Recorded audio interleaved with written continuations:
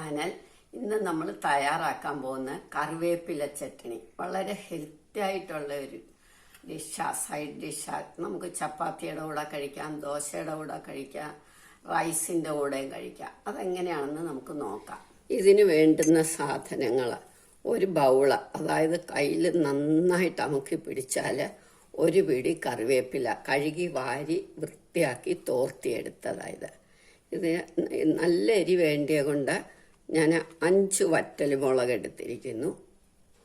1 teaspoon ഉഴുന്നുപരിപ്പ്, ഒരു 25 കപ്പലണ്ടി, ഒരു ചെറിയ നെല്ലിക്ക വലിപ്പം പുളി, പാകത്തിന് ഉപ്പ്, മഞ്ഞപ്പൊടി, കറിവേപ്പില ഇടുമ്പം വഴറ്റാൻ, കടുക് വറക്കാൻ കടുക്, എണ്ണ.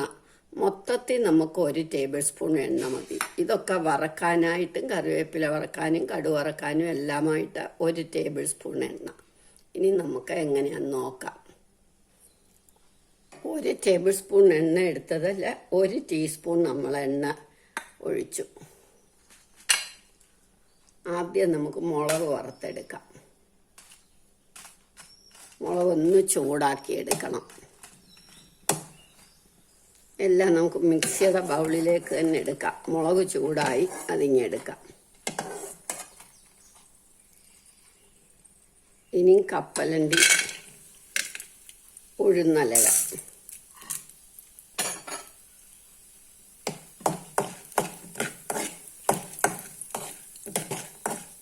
അതൊന്ന് മൂത്ത് വരുമ്പോൾ നമ്മുടെ പുളിയും കൂടി ഇടാം.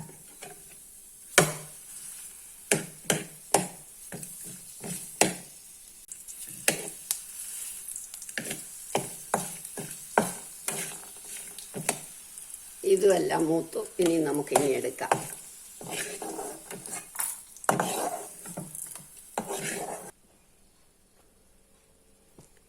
ഇനി നമ്മളുടെ കറിവേപ്പില ഇടാം. അത് നല്ലോണം വഴലണം.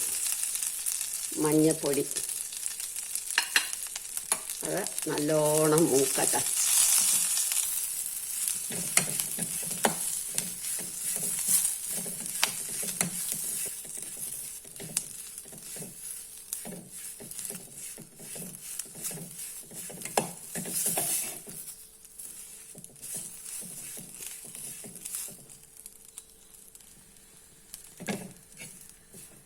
അപ്പം ഇത് നല്ലോണം മൂത്തു. ഇനി ഇത് നമുക്ക് സ്റ്റൗ ഓഫാക്കി തണുക്കുമ്പോൾ അരയ്ക്കാം.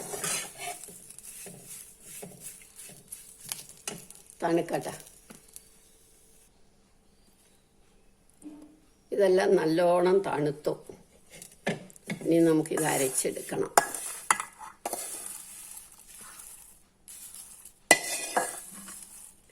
ഉപ്പും ഇടാം.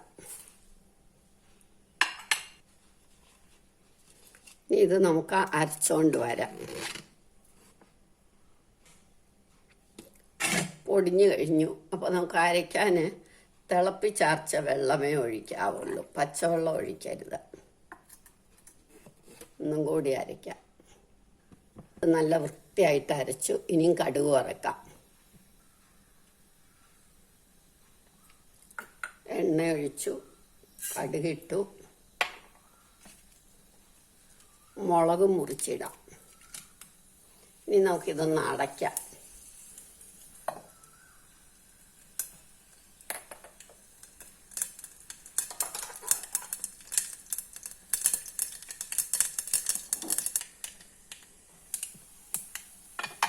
കടുക് പൊട്ടി കഴിഞ്ഞു. നമുക്ക് പച്ചമുളക് ഒഴിക്കാം.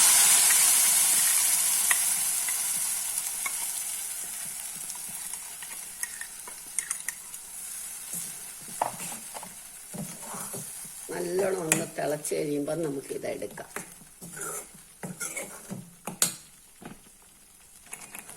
ഇനി സ്റ്റൗ ഓഫാക്കി നമുക്കിതെടുക്കാം.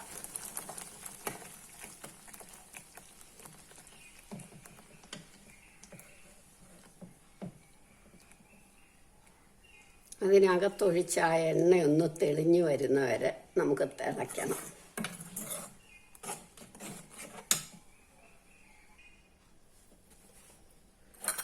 നമ്മളുടെ കറിവേപ്പില ചട്നി റെഡിയായി. എല്ലാവരും ഇത് ട്രൈ ചെയ്ത് നോക്കണം. ഇഷ്ടമായെങ്കിൽ ലൈക്ക് ചെയ്യണം, സബ്സ്ക്രൈബ് ചെയ്യണം.